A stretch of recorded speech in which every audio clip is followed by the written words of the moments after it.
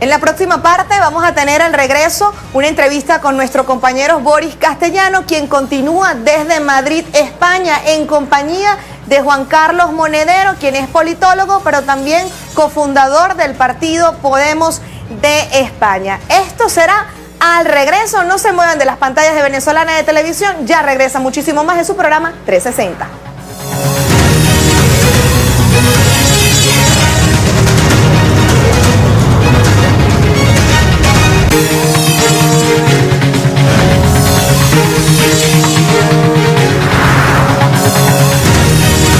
Y nuestro programa 360 se encuentra en la ciudad de Madrid, en España, donde vamos a conversar en esta parte de nuestro espacio con un reconocido dirigente de la izquierda española. Nos referimos a Juan Carlos Monedero, que a partir de este momento se une a 360. Bienvenido, Juan Carlos. Un placer y bienvenidos aquí en nuestra hermosa ciudad. Y fría. Bueno, se han vivido días convulsionados últimamente con lo que ha ocurrido en España y la visita del inefable Juan Guaidó. ¿Cuál es su evaluación de lo que realmente ocurrió, más allá de lo que dice el país y dicen los medios dominantes? Guaidó es un cadáver político.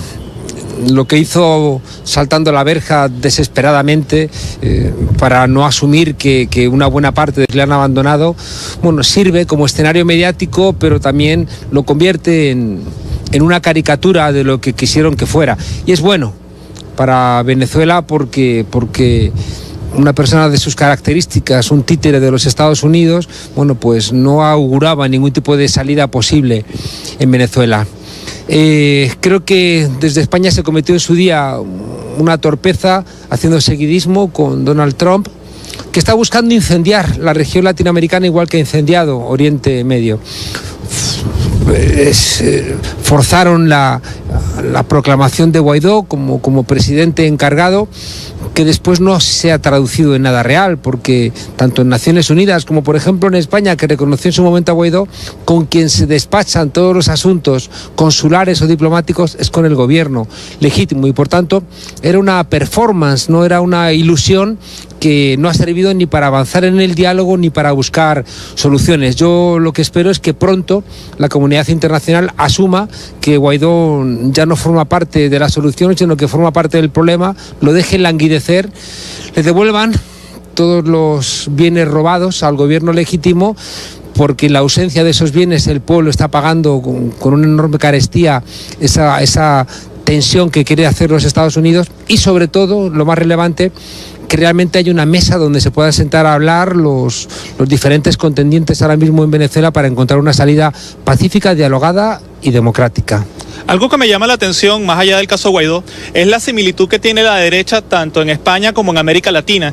Obviamente uno pudiera pensar que es casualidad, pero cuando se trata de tantas similitudes pareciera que es un proceso global. ¿Usted lo ve así? Sí, porque la crisis del modelo neoliberal afecta en todos los sitios igual, genera el combustible de las mayorías que lo tienen que echar en la caldera para que unas minorías puedan seguir manteniendo sus privilegios. Y esas minorías ya son globales y se encuentran.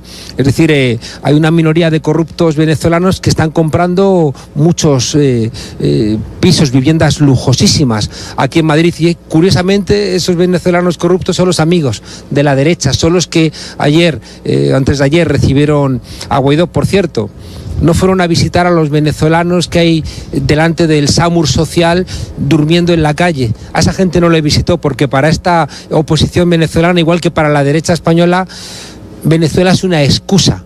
No les interesan los derechos humanos en Marruecos, en Arabia Saudí, en Qatar, en Irak, en Afganistán, y no le interesan sobre todo los pobres, porque si realmente tuvieran un sentimiento con los venezolanos, esa gente que ha creído buena parte de las mentiras, o que también por las dificultades que han encontrado en Venezuela han emigrado en busca de una situación económica mejor y que hoy están durmiendo en la calle, podrían haber sido visitados por Guaidó y no fueron visitados. Al final hay una alianza de las oligarquías mundiales que también son dueñas de los medios de comunicación y que se encuentran en Davos, se encuentran en esos lugares, porque es verdad que va a ser más fácil que se encuentren 2.000 personas a que nos encontremos los millones que configuramos nuestros pueblos. pero tenemos que ser conscientes de que o encontramos una forma de dialogar los pueblos, o si no van a seguir siendo estas minorías con capacidad de articularse entre ellas las que rijan los destinos de nuestros países. Usted ha señalado un punto que me parece especialmente relevante, es el de la manipulación mediática. Quizás cuando nos encontrábamos en el medioevo, que el conocimiento era solamente accesible para una minoría, muchos llegaron a pensar que la difusión libre del conocimiento iba a reducir la ignorancia y finalmente iba a llevar al hombre a un proceso de conciencia que lo iba a hacer libre. Sin embargo, en la sociedad moderna estamos viendo una sobresaturación de información que igualmente hace que la gente siga estando muy manipulada y alienada y las mismas élites poderosas se mantengan en el poder. Y obviamente esto es un fenómeno bastante interesante y curioso. En España hay un duopolio, hay dos empresas que controlan el 90% de la publicidad.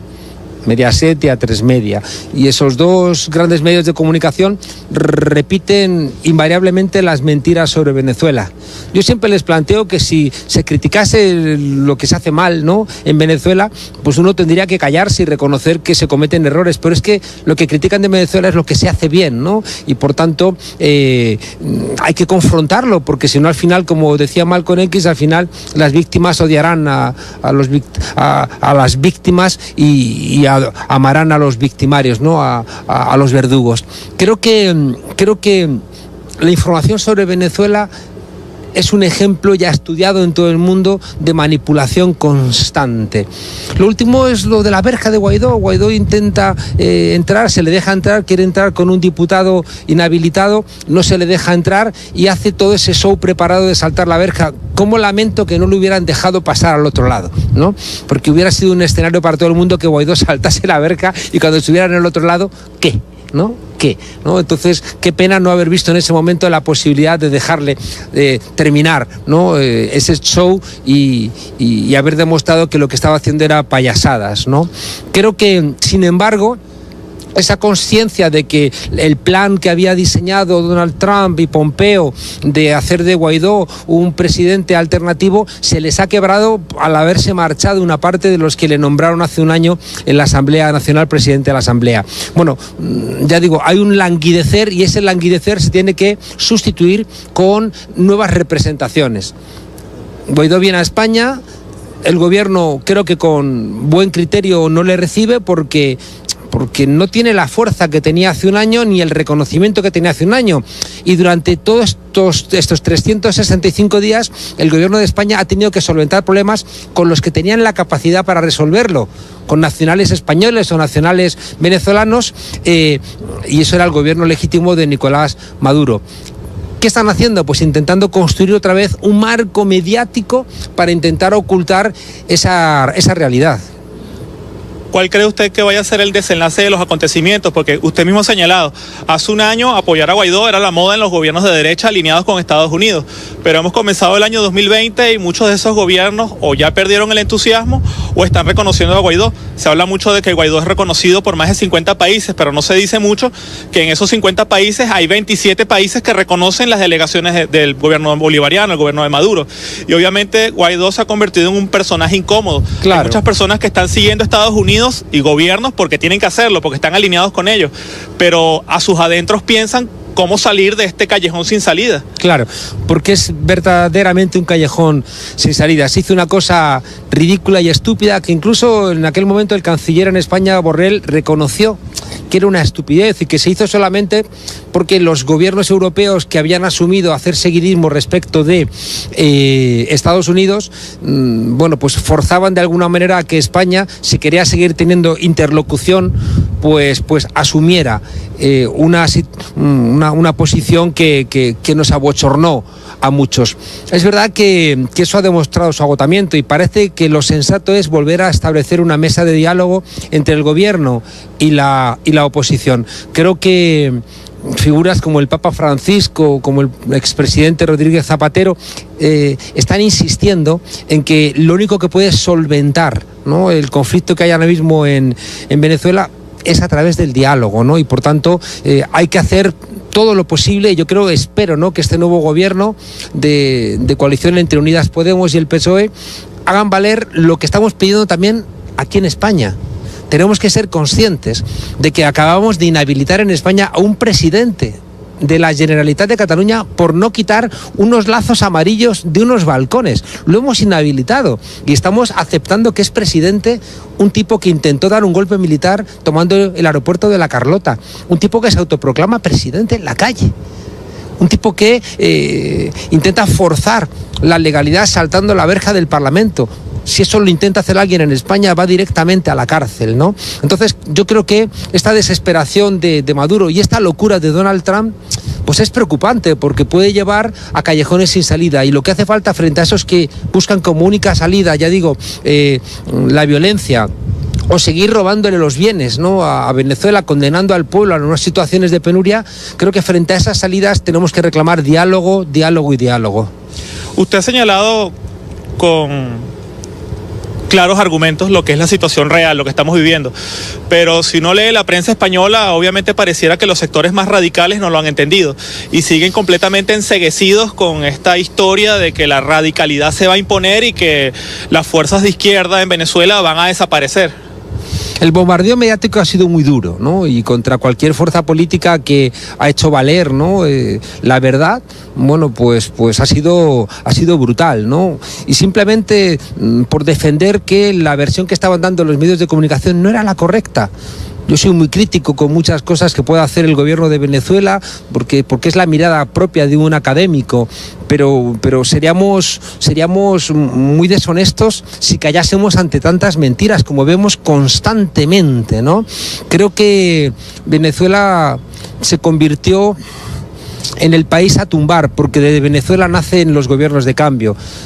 Comienza con el presidente Chávez la posibilidad de que después viniese el presidente Lula, el presidente Correa, el presidente Morales, y creo que no le perdonan, ¿no?, a Venezuela que haya sido capaz, ¿no?, de construir una alternativa a la OEA con la UNASUR. No le perdonan que haya creado referencias regionales como la UNASUR. Me invitó el presidente Lula a la cárcel cuando estaba en Curitiba, y una buena parte de la conversación que tuve allí con él era sobre el presidente Chávez, y me insistía mucho el presidente Lula la capacidad que tuvo en su momento Hugo Chávez de unir al continente. Todos los latinoamericanos sabían los nombres de los presidentes de otros países, se pusieron en común recursos audiovisuales, se pusieron en común recursos de defensa, estuvieron a punto de conseguir crear un Banco del Sur. Bueno, todas esas cosas que le dieron fuerza al continente se achacan, ¿no?, a Venezuela, y por eso siempre ha pensado Estados Unidos que tumbando a Venezuela todos los demás países iban a caer como en un dominó.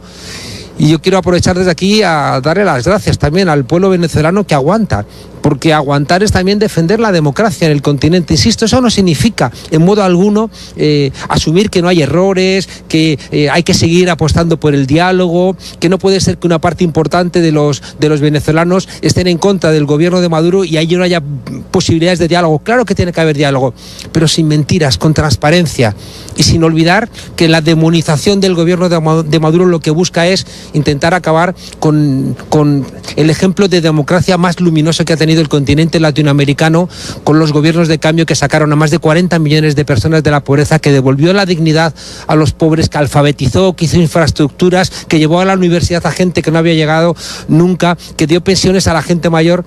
Todo eso no se puede perder, y por eso creo que esta lucha democrática es la misma que la que estamos teniendo ahora mismo en Europa, porque los que quieren tumbar la democracia son los mismos en Venezuela, en Estados Unidos, en Irak o en Madrid.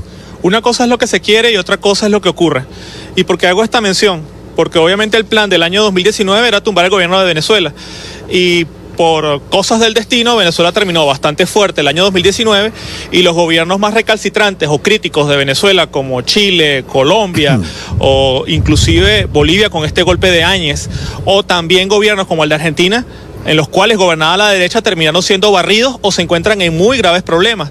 ¿Cuál cree usted que sea la evolución de los acontecimientos en este año 2020, viendo cómo están evolucionando las cosas? Parece que hay una maldición, quien se mete con Venezuela le va mal, ¿no? Y no está mal, porque también Venezuela rompió la maldición de los 100 años de soledad del continente y que parecía que no se podían cambiar las cosas. Bueno, todo aquello creo que fue conjurado, ¿no? Y creo que rompió la resignación Yo siempre planteo que la derecha tiene 4 balas, que las usa constantemente: la bala del miedo, la bala de la confusión, la bala de resignarnos y la bala de fragmentarnos, ¿no? Y creo que desde Venezuela, desde el Brasil de Lula, la Bolivia de Evo, el Ecuador de Correa, se frenaron, ¿no? Ya digo, esas balas, y se abrieron nuevas posibilidades. Yo creo que es verdad, vengo de Chile y está el pueblo en la calle reclamando que ese supuesto oasis neoliberal que era Chile ya no aguanta más. El pueblo ha estallado, ¿no? Han prendido fuego a su casa, al metro, que es una manera de decir: estoy quemando las naves. Tenemos que cambiar las cosas. Hemos visto que en Bolivia hay unos locos evangelistas que quieren con la Biblia de alguna manera regresar al siglo XIX. Hemos visto que incluso encarcelando a Lula, en Brasil el PT sacó el 47% de los votos. Hemos visto que están persiguiendo al correísmo porque ganó en Pichincha las elecciones. Es decir, yo creo que se ha dejado un pozo muy importante en la lucha contra el modelo neoliberal. Creo que los pueblos se han dado cuenta de que han mejorado, y seguramente se han cometido errores y una parte de las clases medias se han alejado de los procesos de cambio, pero se ha dejado un pozo en los pueblos, que es lo que hace que no puedan dar un golpe en Venezuela, es lo que hace que se aguante en Bolivia, es lo que hace que se haya revertido la situación en Argentina, es lo que hace que el PT siga siendo el partido más importante de Brasil. Creo que, como decía Gramsci, al pesimismo de la inteligencia hay que ponerle siempre el optimismo de la voluntad. Y ya digo, vengo de un país que parecía que nunca iba a moverse nada, como es Chile, y está el pueblo en la calle. Siempre pensamos que Colombia, con el paramilitarismo, con la violencia, nunca iba a solventar sus problemas. Y ahí está Petro, con un resultado que estuvo a punto de acariciar el gobierno. Hemos pensado siempre que era imposible con el narcotráfico que en México ganase la izquierda, y ahí está, ¿no? Lo que ha ocurrido con López Obrador, y también como Macri, que se presentaba como un modelo exitoso de un rico que venía a solventar los problemas de los pobres, como ha sido expulsado, y como siempre hacen, ¿no? Dejando endeudada a la Argentina. Yo creo que estamos luchando contra los enemigos de los pueblos, ¿no? Allí y aquí, y lo que tenemos que hacer es ser capaces de contarlo para que los pueblos, como decía antes, no voten a sus verdugos. Última pregunta a Juan Carlos Monedero. Desde España, desde Madrid, desde esta temperatura que ya casi ronda la congelación, ¿qué le diría en el trópico al pueblo venezolano? Usted, como activista de la izquierda acá en España.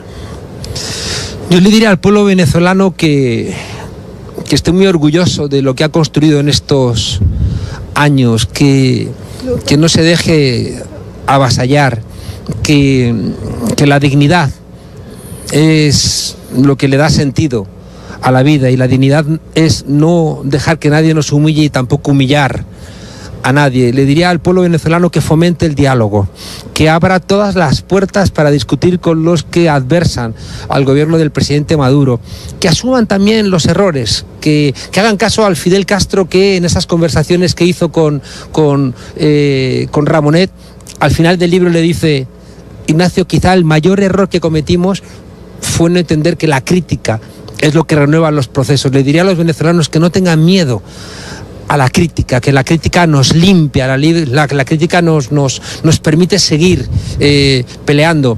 Y le diría al pueblo venezolano que sepa que no están solos, ¿no? Que los pueblos del mundo que también están en la lucha contra el modelo neoliberal están acompañándoles, y que estoy convencido, por ese optimismo que tenemos que manejar los progresistas, que América Latina va con su nuevo despertar a lograr otra vez avanzar por esas anchas alamedas que decía Salvador Allende.